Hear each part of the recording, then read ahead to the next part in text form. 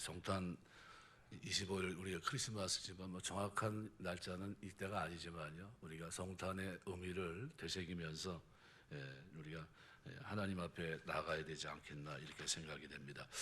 오늘 이제 읽은 말씀은 앞에 있는 예수님의 탄생과 그리고 그때 가장 스트레스를 많이 받은 사람은 누구일까? 누구 같습니까? 여러분 생각에는 요셉일까요? 아니면은 약혼한 마리아일까요? 마리아라고 생각이 됩니다. 물론 요셉도 가만히 끊으려고 했었고, 그리고 이제 마리아는 이제 그 길을 이제 걸어갑니다. 사실 호적하러 갈 때 요셉만 가면 되거든요. 마리아가 왜 갔을까요? 네, 누가 자기를 돌아볼 만한 사람이 아무도 없었다는 거죠. 마리아가 함께 호적하러 올라갔다 하는 것 자체가 굉장한 어려움 속에 있었다는 것을 우리가 알 수 있습니다. 해산할 날이 차서 아들을 강보에 싸서 구유에 두었는데 뭐 한숨이 절로 나올 것 같아요. 이게 지금 제대로 가는 건지, 내 인생이 이게 제대로 지금 바르게 설정이 돼서 가는 건지 뭔가 좀 석연치 않습니다. 그리고 그 길을 가요. 그런데 놀랍게도 전혀 뜻밖의 사람이 다가와서 예수님의 탄생에 대해서 축하해 주는 장면을 성경은 기록하고 있습니다. 위로하는 거죠. 천사의 위로와 하나님의 위로를 그가 겪게 돼요. 그런데 우리 초점은 어디에 맞춰야 되냐면요, 오늘 본문에 기록되어 있는 목자입니다. 왜 그러면 목자였을까? 왜 목자가, 그 많은 사람들, 베들레헴에도 사람이 많았을 텐데, 그런데 베들레헴에 있는 사람들은 가만두고 베들레헴 근처에서 목축을 하고 있고 양을 돌보고 있는 목자들, 냄새나고 그랬던 그들을 왜 불러서 그들을 만나 주셨고 그렇게 했을까? 이걸 우리가 생각해 보셔야 됩니다. 목자들은 성실하기 때문에 목자를 택했다는 얘기도 하고요. 그들이 자기 맡은 일에 열심을 가지고 있었고 그들은 정직한 거다, 뭐 이런 식으로 얘기하는 사람도 없잖아 있습니다. 근데 그거는 답이 될 수가 없습니다. 왜 그랬을까 하면요, 바로 베들레헴에 예수님이 탄생한다는 사실은 이미 미가서를 통해서 다 알고 있었습니다. 그럼에도 그들은 예수님의 탄생에 관심이 없었어요. 그리고 최소한의 경건이 그들에게 없었습니다. 어떤 경건이죠? 부지중의 천사를 대접하는 것과 같이 어려움에 처한 사람들을 돌아보는 그 마음이, 베들레헴 그 지역에 사는 사관이 없음이라 자기 집은 내어주면 안 되나요? 네. 그런데 돌아보지 않습니다. 아무도 돌아보지 않아요. 해산한 딸이 돼서, 산 딸이 돼서 방황하고 있는 이 마리아, 가만히 생각해 보세요. 얼마나 고통스러웠을까요? 그리고 마침내 구유를 찾아서 거기에 아기 예수를 탄생하는 이 일을, 그리고 그 일을 왜 천사는 베들레헴 사람들을 깨워서 찬송하게 하지, 그렇게 하지 않고 왜 베들레헴 근처로 나갔을까? 오늘 본문을 보시면 그 지역의 목자들이 베들레헴 지역 주변에 있는 목자입니다. 베들레헴 중심에 있는 사람들이 아니라 근방에 있는 사람들이에요. 밖에서 자기 양떼를 지키고 있었다는 겁니다. 그들은 누구일까? 그 정체성이 뭘까요? 이들은 하나님의 나라, 다윗의 나라가 시작될 거라는 것을 기다리는 사람들입니다. 뭐 때문에 다윗의 나라를 기다리죠? 죄로 무너져 있는, 창세기 3장 15절에 기록되어 있는 원시 언약이라고 표현하고 있죠. 이 원시 언약이 이미 무너져서 하나님이 후손으로 오신다는 이 엄청난 사실을 그들은 기억했고, 그들은 그 일을 사모하고 있었던 사람이라고 볼 수 있습니다. 그들의 몰골은 형편없었지만 그들은 목축하는, 그것도 자기 양떼를 지키고 있는 사람들이 아니었지만, 그럼에도 놀랍게 하나님은 그들을 만나 주십니다. 그럼 그들을 만나 주지 않고 외면했던 베들레헴 사람들은 어떻게 됐을까요? 하나님이 그들을 심판하십니다. 어떻게 심판하셨죠? 헤롯을 통해서 2살 이하의 모든 아이들을 다 죽입니다. 그것은 철저한 하나님의 심판이에요. 경건하지 못했던 이스라엘 그리고 베들레헴, 언약을 기억하지 못하고 경건하지 못하게 살아갔던 그 시대를 향한 하나님의 짧은 심판이었다고 생각이 됩니다. 이것은 오늘 우리를 다시 한번 생각해 보게 합니다.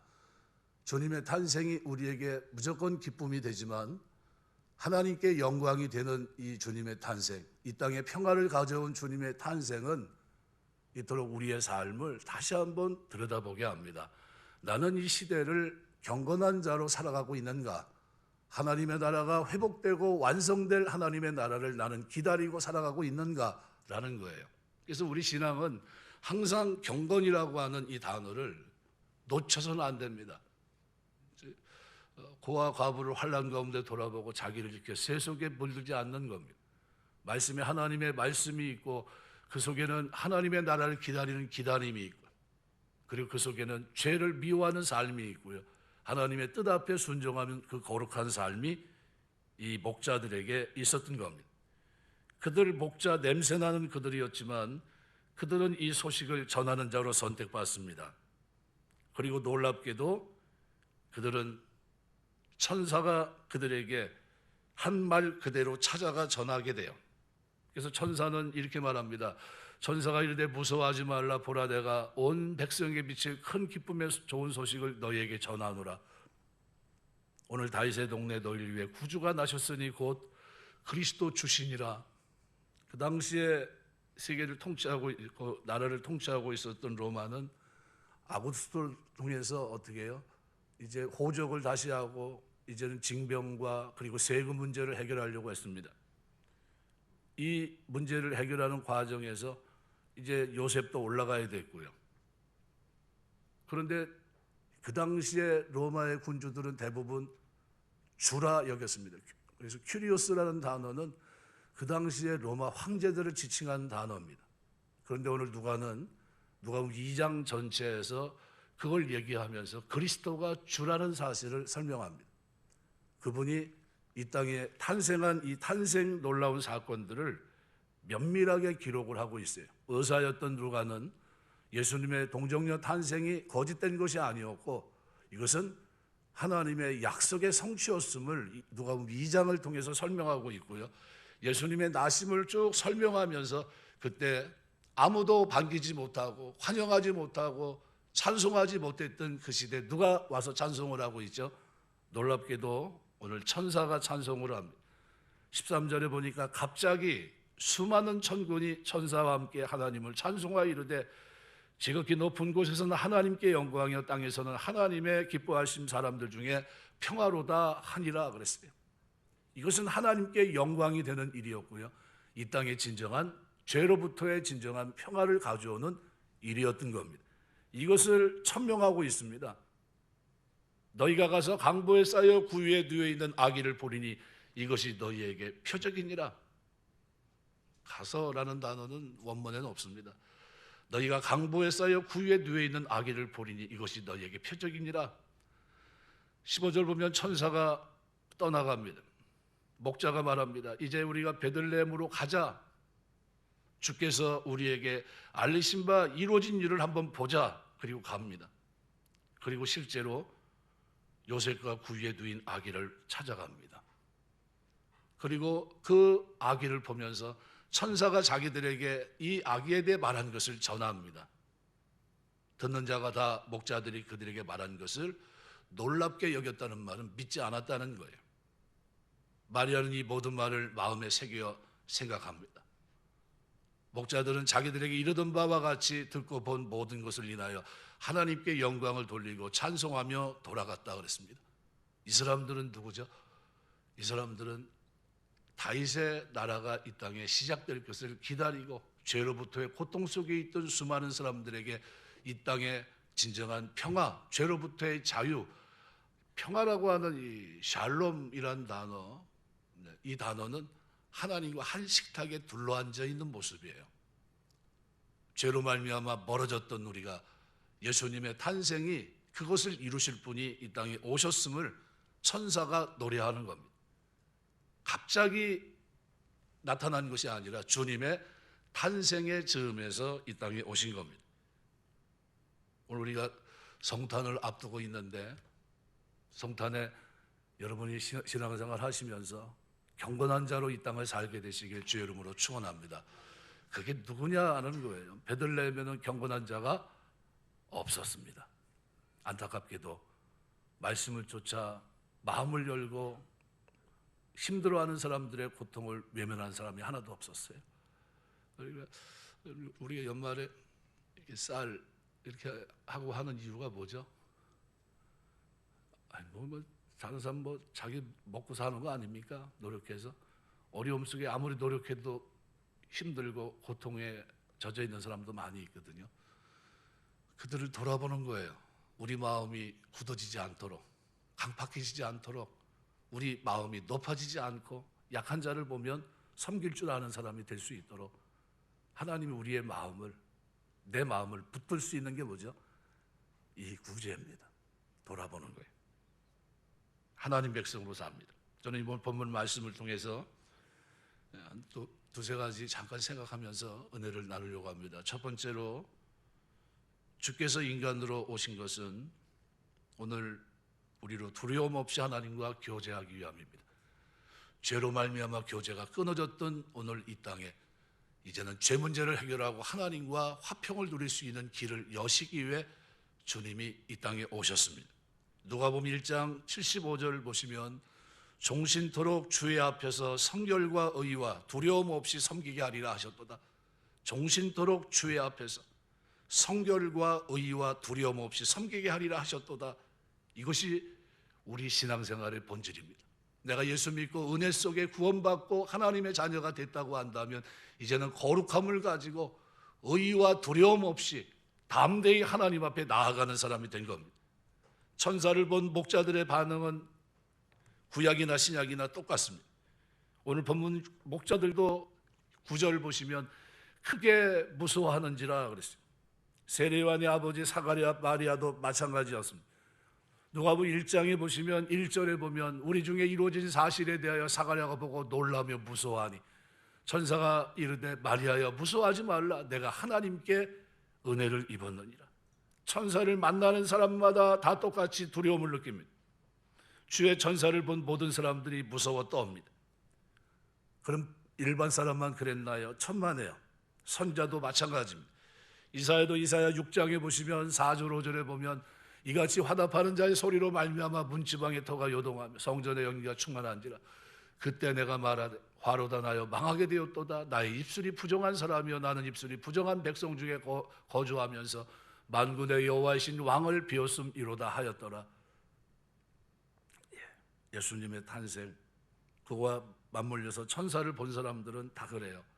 에스겔도 에스겔 1장 28절부터 보시면 그 사방 광채 모양은 비 오는 날 구름에 있는 무지개 같은 이는 여호와의 영광이 형상의 모양이라. 내가 보고 엎드려 말씀하시는 이의 음성을 들으니라. 그가 내게 이르시되 인자야 내 발로 일어서라. 내가 내게 말하리라 하시며 그가 내게 말씀하실 때 그 영이 내게 임하사 나를 일으켜 내 발로 세우시기로 내가 그 말씀하시는 자의 소리를 들으니. 두려움. 다니엘 8장 27절을 보시면요. 이에 나 다니엘이 지쳐서 여러 날 앓다가 일어나서 왕의 일을 보았느니라. 내가 그 환상으로 말미암아 놀랐고 그 뜻을 깨닫는 사람도 없었다. 아예 혼절해서 알아 누웠던 겁니다. 사사기 6장에 기드온은 천사를 보고 죽는 줄 알았다고 울었어요. 사사기 6장 보실까요?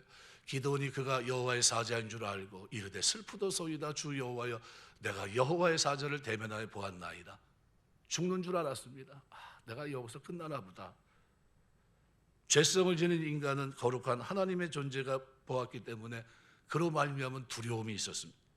히브리서 12장 21절에서 담대한 모세도 그 보이는 바가 이렇듯 무섭기로 모세도 이르되 내가 심히 두렵고 떨린다 그랬어요. 그 하나님을 대면했던 모세도 하나님 영광을 보고 심히 떨고 두려워했습니다. 마태복음 17장의 변화산상의 5절에 7절 기록을 보면 변화된 그리스도의 영광의 모습을 보면서 말합니다. 말할 때 호련히 빛난 구름이 그들을 덮으며 구름 속에 소리가 나 이르되 이는 내 사랑하는 아들이요 내 기뻐하는 자니 너희는 그의 말을 들으라 하는지라. 이때 어땠습니까? 제자들이 듣고 엎드려 심히 두려워했다 그랬어요. 그냥 두려움 정도가 아닙니다. 깜짝 놀랐어요. 이분이 하나님의 아들이구나, 하나님이 기뻐하시는 자구나 라는 거죠. 요한계시록 1장 9절에서 17절을 보면 사도 요한은 주의 영광스러운 모습을 보면서 엄청나게 무서워했습니다.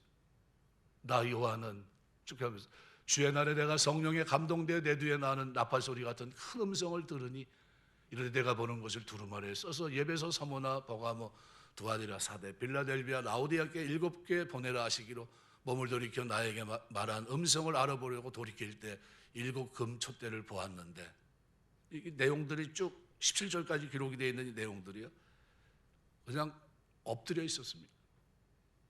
두려움입니다.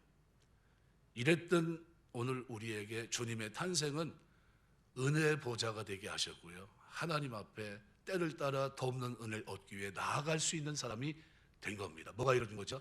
죄 문제가 해결돼서 이제는 우리 영이 하나님 앞에 나아가게 됐습니다. 히브리서 4장 15절 16절 말씀에 보면 우리에게는 대제사장은 우리 연약함을 동정하지 못하실 이가 아니요 모든 일에 우리와 똑같이 시험을 받으신 이로되 죄는 없으시니라. 그러므로 우리는 긍휼하심을 받고 때를 따라 더 없는 은혜를 얻기 위해 은혜의 보좌 앞에 담대히 나아갈 것이니라. 이것이 오늘 우리의 현주소입니다. 주님의 탄생이 없었다면, 주님의 십자가 부활이 없었다고 한다면 우리에게 평안은 없습니다. 자유도 없고요, 참된 안식도 없고요, 모든 것은 전무합니다. 주님의 이 땅에 오심은 하나님께 영광이고 이 땅에서 모든 사람들에게 진정한 평화를 이룬 겁니다. 요한일서 1장 2절 3절은 이렇게 말씀합니다. 이 생명이 나타나신 바 된지라 이 영원한 생명을 우리가 보았고 증언하여 너에게 전하노니 이는 아버지와 함께 계시다가 우리에게 나타나신 바 된 이시니라. 우리가 보고 들은 바를 너희에게 전함은 너희로 우리와 사귐이 있게 하려 함이니 우리의 사귐은 아버지와 그의 아들 예수 그리스도와 더불어 누림이라 그랬습니다. 신앙생활 누리게 되시길 주의 이름으로 축원합니다. 이 누림이 예수님의 탄생과 맞물려 있습니다.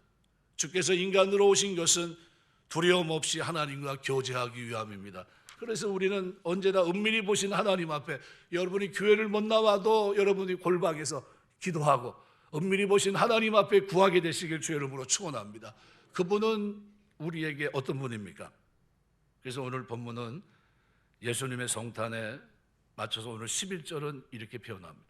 오늘 다윗의 동네 너희를 위해 구주가 나셨으니 곧 그리스도 주시니라. 구주란 구원자라는 뜻이에요. 아구스토가 구주, 주였습니다. 주. 근데 이 구주라는 이 단어, 가이사 아구스토는 전쟁을 종식시키고 팍스, 힘으로 전쟁을 종식시키는 거죠. 평화를 가져올 하나의 소테르, 구원자로 인식됐습니다. 그러나 예수 그리스도는 무력의 평화가 아닌 샬롬입니다. 자기 희생을 통해 그의 백성의 죄와 질병, 전쟁 그리고 세상의 모든 불의에서 영원히 건져내실 구원자라는 측면에서 이들 세상의 군중, 세상의 왕, 세상의 주와는 구별됩니다. 바로 이 누가는 바로 이 그리스도가 주라는 거예요. 아구스토가 주가 아니라, 그 시대는 아구스토가 주라고 표현했지만 그러나 놀랍게도 누가는 그게 아니라 바로 그리스도, 기름 부은 그분이 우리의 주가 되셨다는 거예요. 다윗의 동네에 구주가 나셨으니 곧 그리스도 주시니라. 그래서 이 주라고 하는 퀴리오스라는 이 단어가 70인역에 구약 헬라어로 되어 있는 이 구약 70인역에서는 여호와라는 단어의 의역입니다. 그러니까 I am who I am, 나는 스스로 있는 자 아니라 얘기했던 그 놀라운 여호와 하나님, 그 하나님이 신약에는 뭐로 표현되고 있죠? 구약에서도 주, 퀴리오스라는 단어로 표현되고 있는 겁니다. 오늘 다윗의 동네에 구주가 나셨으니 곧 그리스도 주시니라. 기름 부음 받은 자란 뜻입니다. 구주라고는 소테르라는 이 단어는 은혜를 베푸는 왕, 왕자, 돈 많은 귀족들 이를 부를 때 소테르라고, 구주라고 부릅니다. 많은 것을 가진 자들이 그렇지 못한 자들에게 베푸는 호의. 따라서 이 말은 아기 예수가 훗날의 메시아로서 백성들에게 큰 은혜를 베풀 것을 뜻한 겁니다. 누가는 성부 하나님께 적용됐던 이 명칭 구주라는 누가복음 1장 47절을 보시면요, 내 마음이 하나님 내 구주를 기뻐하였으면, 하나님을 뭐로 표현합니까? 소테르로 표현합니다. 구원자로 표현합니다. 그런데 이 예수 그리스도에게 이 단어 구주, 이 단어를 거기다 포함시킵니다. 예수 그리스도는 누구죠?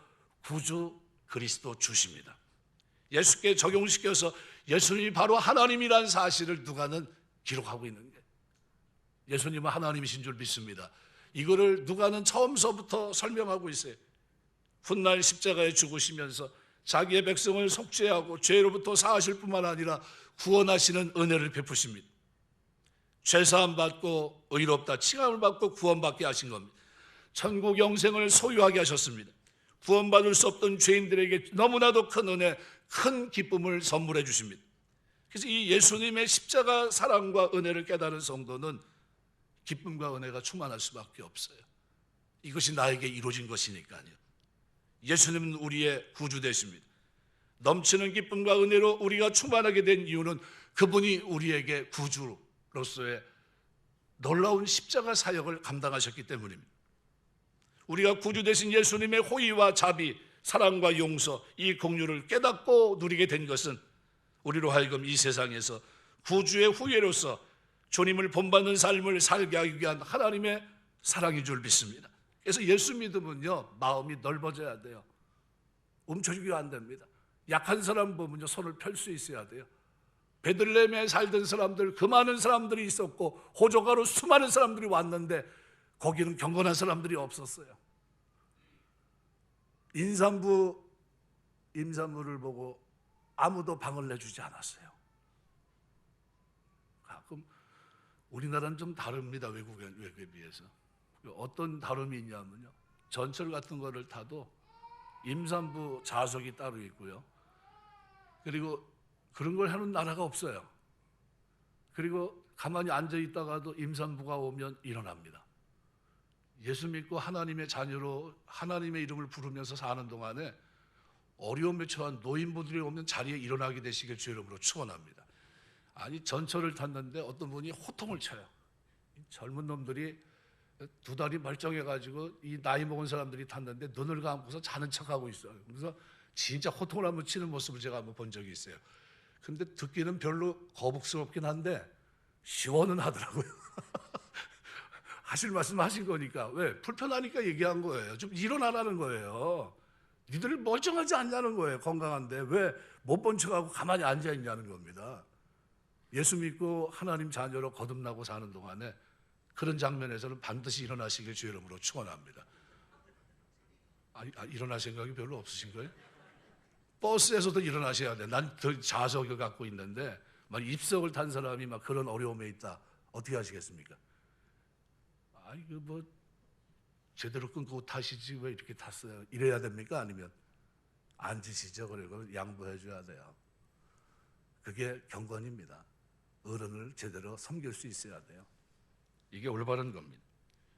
성탄을 맞이해서 은혜와 호의를 베풀어 줄 사람은 없는지, 나 같은 죄인을 위해서 주님, 그 하나님께서 구주 되신 구원자 되신 하나님이 독생자 그리스도를 이 땅에 보내셨습니다. 그분이 우리의 그리스도 주가 되십니다. 기름 부은 하나님의 놀라운 축복을 우리가 누리고 있습니다. 그래서 이 11절에서 누가는 구주 그리스도 주라고 하는 칭호를 갓난아이에 불과한 예수께 붙여줍니다. 그가 본격적인 구속 사역을 행하기도 전인데 인류 구세주로서 자격을 지니고 이 땅 위에 성육신하신 하나님이라는 사실이 본절을 통해서 확증하고 있는 것입니다. 그래서 기름 부음 받은 이 주님, 특별히 퀴리오스라고 하는 이 단어는 창세기 2장 8절을 보시면 여호와 하나님이 동방의 에덴의 동산을 창설하시고 그 지으신 사람을 거기 거두니라. 이 여호와의 번역입니다.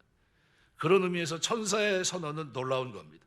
소테로 크리스토스 퀴리오스, 이것은 이제 막 태어난 아이에게 이 칭호를 붙이고 있습니다. 구주 그리스도 주. 성탄을 여러분이 지나갈 때마다 나의 구주 그리스도 주를 찬양하시길 주의 이름으로 축원합니다. 그분이 나를 위해서 오신 거예요.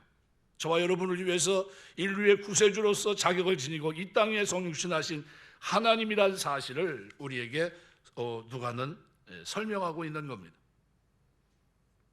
또 하나 오늘 본문을 통해서 꼭 놓치지 말아야 될 것이 있다면 이런 죄인을 되찾는 것이 하나님께 가장 큰 영광이 되는 일입니다. 왜요? 주님의 탄생이 하나님께 영광이 된 이유는 뭐냐면 죄 문제를 해결하고 이제는 수많은 사람들이 주께 돌아올 수 있는 길이 되셨기 때문입니다. 예수님을 통하지 않고는 절대 구원받을 수 없는데 주님이 바로 이 영광스러운 일에 첫 제물이 되신 겁니다. 하나님의 아들이 구세주로 이 땅에 오신 것은 하나님께 영광이었고 그의 은혜를 입은 사람들에게는 평안을 가져다 줍니다. 이 평안은 진정한 샬롬이에요. 그래서 킹 제임스 버전은 14절을 이렇게 번역합니다. 가장 높은 곳에서 하나님께 영광, 땅에는 평화, 사람들을 향하여 선한 뜻이라고 번역합니다. 굿윌이라는 단어를 쓰고 있어요. 너무나도 좋은 표현을 여기다 표현해 놓고 있습니다. 천군 천사들이 그리스도의 탄생 축가를 부르는 내용입니다. 그들은 그리스도의 탄생, 이것이 하나님께 영광이 된다고 찬송하고 있습니다. 하나님 원래 천상천하의 영광을 가지신 분입니다. 시편 93편 1절 보시면 여호와께서 통치하시니 스스로 권위를 입으셨도다 라고 노래합니다. 출애굽기 15장 말씀에도 11절에 이렇게 말합니다. 여호와여 신중에 주와 같은 자가 누구니이까? 주와 같이 거룩함으로 영광스러우며 찬송할 만한 위엄이 있으며 기이한 일을 행하는 자가 누구니이까? 라고 했습니다. 그러면 그리스도의 탄생이 왜 하나님께 영광이 된다는 겁니까? 하나님 물론 그 누구의 찬양 여부와 관계없이 창조주로서 온 천지 만물의 통치자로서 본래 모든 영광을 지니신 분입니다. 근데 그 영광에 흠집을 낸 존재들이 있는데 그것이 바로 인간이었습니다. 만일 고귀한 왕의 백성들이 반역했다면 그것은 그 왕의 영광에 먹칠한 것과 똑같습니다. 우리 인간들은 하나님의 창조 가운데 최고였고 최선이었습니다. 창세기 1장 31절을 보시면 하나님이 지으신 모든 것을 보시니 보시기에 심히 좋았더라. 저녁이 되고 아침이 되는 여섯째 날이니 하나님이 심혈을 기울여 창조하시고 사랑한 피조물이 바로 인간들인데 인간 외 모든 삼라만상은 우리 인간으로 하여금 다스리고 관리하도록 하기 위해 창조된 겁니다. 그러면 인간은 하나님 창조의 중심에 서 있습니다. 인간을 만드신 궁극적인 목적은 우리를 통해 찬송과 영광을 받으시기 위해서입니다. 근데 이러한 인간이 첫 조상 아담과 하와 때부터 사단의 유혹을 받게 되고 하나님을 스스로 배반하고 그 후손들조차 계속적으로 불신앙으로 행하게 되니까 하나님의 영광이 얼마나 큰 수욕이 되겠습니까? 그러므로 하나님 아버지는 독생자 그리스도를 보내 배신한 인류의 모든 마음을 다시 되찾으려고 하셨습니다. 몸과 마음과 삶을.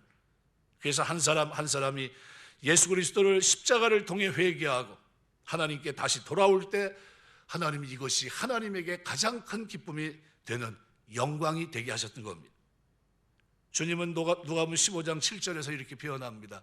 내가 너에게로니 이와 같이 죄인 한 사람이 회개하면 하늘에서는 회개할 것 없는 의인 99으로 말미암아 기뻐하는 것보다 더하리라. 이것이 하나님께 영광이 된다는 겁니다. 우리 인간들은 하나님의 영광을 우리의 죄로 흠집냈지만 하나님은 그리스도의 십자가 대속을 통해 죄인들을 구원하시면서 상처받았던 영광을 회복하고 복구하고 계십니다. 오늘도 하나님은 교회와 성도들의 복음 전파를 통해서 영광을 받고 계세요. 선교사를 통해 영광을 받고 계시고요.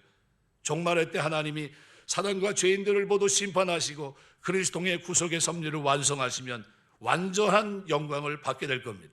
그러므로 우리가 어떤 일보다도 오늘 목자들이 이 소식을 전했고 전달받고 가서 확인하고 전한 것처럼 우리가 그리스도의 이 성탄을 맞이하면서 이 복된 소식을 들었다면 이 소식을 우리도 전할 수 있어야 될 줄 믿습니다. 가장 중요한, 이 땅에서 다른 문제는 다 형통해도 이 문제가 해결되지 않으면 그 사람 망한 겁니다. 다른 거는 형편없어도 살아가는 게 뭐처럼 살아가요? 목자처럼 살아간다 할지라도 그가 자기의 죄 문제에 대한 사모함이 있고 다윗의 나라를 기다렸던 기다림이 있었다면 그는 행복한 사람이에요. 부자가 아니라 나사로처럼 살아가는 삶이라 할지라도 그가 그 신앙에 뭐가 있다면요? 주님을 기다리는 기다림이 있다면 그 인생은 복받은 인생입니다. 요한복음 7장 4절은 이렇게 표현합니다. 아버지께서 내게 하라고 주신 일을 내가 이루어 아버지를 이 세상에서 영화롭게 하였사오니 그랬습니다. 우리 주님이 이 땅에 오셔서 하신 일입니다. 우리 같은 죄인들이 죄에서 절대로 하나님과 화목할 수 없고 화평을 누릴 수 없는 우리에게 이제는 죄로부터의 자유와 하나님으로부터의 진정한 평화를 맛볼 수 있는 길을 열어주신 겁니다. 빌립보서 2장 11절은 이렇게 말합니다. 모든 입으로 예수 그리스도를 주라 시인하여 하나님 아버지께 영광을 돌리게 하셨느니라. 예수님은 우리의 구주 그리스도 주십니다. 한번 따라서 하겠습니다. 예수님은 우리의 구주 주십니다. 이것이 여러분의 믿음이실 주의 이름으로 축원합니다. 예수님은 우리의 구주 주가 되십니다. 이사야 44장 23절은 이렇게 표현합니다. 여호와께서 이 일을 행하셨으니 하늘이 노래할지어다 땅의 깊은 곳들아 높이 부를지어다 산들아 숲과 그 가운데 모든 나무들아 소리내어 노래할지어다 여호와께서 야곱을 구속하셨으니 이스라엘 중에 자기 영광을 나타내실 것이미로다. 말씀을 맺겠습니다. 목자들이 양떼를 지키고 있었어요. 계속 지키고 있었다는 겁니다. 그런데 천사는 그들에게 다가왔어요. 베들레헴에는 이 경건한 사람들을 찾아볼 수 없었습니다. 어려움에 처한 사람들을 돌아보는 사람이 하나도 없었어요. 그들의 마음을 열지 못했습니다. 만일 그들이 누가 맞이했다면 아마 거기로 갔을 겁니다. 서돔성의 그 지옥 같은 그곳에서도 롯은 어떻게 했죠? 맞이했습니다. 성문에서 천사들을 맞이하고 자기 집으로 받아들이는 이런 축복이 있었습니다. 그러나 놀랍게도 천사가 베들레헴을 방문했지만 아무도 그저 어려움에 처한 요셉과 마리아를 거들떠보지 않았어요. 그들 향해 도와줄 생각도 하지 않았고요. 관심을 갖지 않았습니다. 그것을 알고 있는 천사는 들에서 아무도 관심 바깥에 있었던 그러나 하나님을 향한 신앙을 갖고 하나님의 나라를 기다리고 있었던 목자들을 부릅니다. 그리고 그들에게 영광을 보여주고요. 그리고 표적을 알려줍니다. 그리고 그들이 베들레헴에 들어가서 확인하고 그 말을 전할 수 있도록 하십니다. 너무나도 놀라운 사건이 2000년 전에 이 땅에 일어났던 겁니다. 그리고 이 사건을 가장 아름답게 했던 것은 바로 천군 천사들이 하나님을 찬송하며 노래하는 장면입니다. 지극히 높은 곳은 하나님께 영광이요 땅에서는 하나님이 기뻐하신 사람들 중에 평화로다. 주님 탄생이 우리에게 기쁨이 되었다면 오늘 우리에겐 진정한 평안이 이루어진 겁니다. 아모스 선지자는 하나님께서 자기 비밀을 그종 선지자들에게 보이지 않고는 행하심이 없다고 했습니다. 종들에게 비밀을 보이시는 이유는 뭡니까? 그 비밀을 알리라는 뜻 아니겠습니까? 이 비밀을 보이고 있어요. 이처럼 하나님께서는 천사를 보내 목자들로 하여금 이 놀라운 비밀의 사건을 이 세상이 알게 하셨고 그것을 사람들에게 전하기를 원하셨습니다. 목자들은 즉시 베들레헴 아기 예수 이 구유 이것을 찾아가게 되고요. 그곳에서 천사가 보인 표적을 목격합니다. 그리고 야곱과 요셉을 비롯해 그곳에 있던 사람들에게 이 놀라운 비밀을 증거합니다.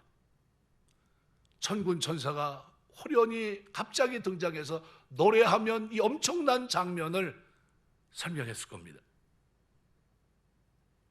목자들의 옷차림은 남루했을 것이고 몸에는 냄새가 났을. 그러나 그들이 이 땅에 오신 아기 예수 하나님의 아들을 구원자 그리스도로 만날 수 있었고요. 그들은 이 땅에서 경건한 자로 살아갔던 가난한 자들이었습니다. 그들은 깨어 있었고 그들에게 주어진 사명을 성실하게 감당합니다. 그들은 하나님의 명령, 천사에 전하는 메시지를 그대로 받아 순종했고 세상에 메시아가 오신 사실을 힘을 다해 증거하는 모습을 보여주고 있습니다. 기쁜 성탄절이 우리의 유흥이 돼서는 안 돼요. 깨어 주님을 맞이할 수 있는 목자 되시길 주 이름으로 축원합니다. 하나님, 내가 이 시대를 살아가면서 주의 말씀에 온유한 도로 받은 말씀이 내 속에 있어서 내가 경건한 자로 이 땅을 살게 하옵소서. 약한 자를 돌아보며 섬길 수 있는 마음이 내 마음에서 좁아지지 않도록 내 손을 움켜쥔 것이 아니라 손을 펴고 그들을 돌아보며 살 수 있는 이런 은혜를 주옵소서. 참 경건의 모습, 이것이 베들레헴은 없었습니다. 그래서 천사는 안타깝게도 목자를 찾았어요. 마르틴 루터는 이렇게 얘기합니다. 동정녀 탄생은 하나님께 있어서는 단순한 일에 불과하다. 도리어 하나님이 인간으로 되어야만 했던 이 사실이 더욱 큰 이적이다. 가장 큰 이적은 창조주 하나님 여호와께서 우리의 주가 되셨다는 겁니다. 그분이 우리의 구주가 되셨다는 거예요. 그래서 어떤 분은 말할 때마다 어떤 목사님은 구주, 이거를 아주 입에 달고 사시는 분이, 우리 주님은 구주, 주가 되시는 분이십니다. 이거를 입에 달고 살아요. 여러분, 우리 주님은 우리에게 구주, 그리고 그리스도 주가 되시는 줄 믿습니다. 세상에 군왕과 같은 사람들, 팍스로마 힘으로 다스린 사람들이 있지만요, 우리 주님은 오직 하나님의 사랑과 긍휼과 그 무한한 자비하심으로 우리의 주가 되십니다. 우리를 위해 우리의 죄를 없이 하기 위해 이 땅에 오셨고, 주님은 이 찬송, 영접하지 못한 그 시대 영접할 수 있었던, 어떻게 보면 인생은 초라해 보였지만 결코 초라하지 않고 그 속에 하나님의 나라가 임하기를 바라보고 있었던 목자들을 찾아주셨던 겁니다. 어떻게 살고 있느냐보다 더 중요한 것은 뭡니까? 내 안에 하나님의 나라를 기다리는 이 마음이 있는가라는 거예요. 약속의 성취를 바라보고 있는가라는 겁니다. 우리 살아가면서 성탄을 지으면서 구주 되신 주께서 우리의 영원한 주가 되셨다는 사실 앞에 감사하고 기뻐하고 경배할 수 있는 여러분 되시기를 주의 이름으로 축원합니다. 기도하겠습니다.